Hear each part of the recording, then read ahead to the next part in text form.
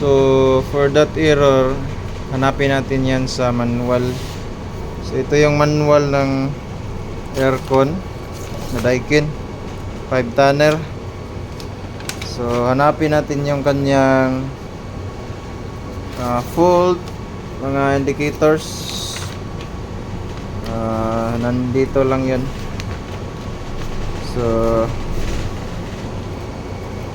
mas mabuti na meron kayo ito.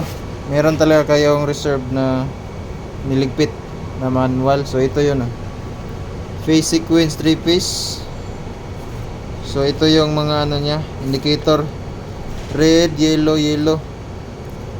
Yung kanyang on dapat circle lang siya.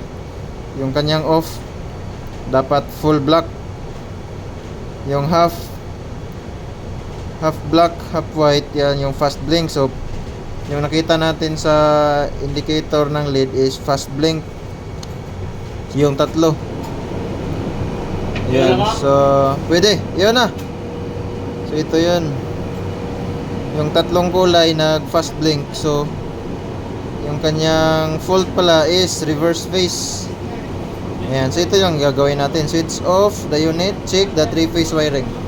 Okay, so yung kanyang wiring kasi is 3-phase, 220 volts. So ganyan lang, nandyan sa manual. So bago kasi yon, pinalitan ng supply, kaya nagkaganon. Alright, so yan lang. So meron pa siya dito, troubleshooting. So maganda ang manual na to. Okay, yan lang po guys. Thank you.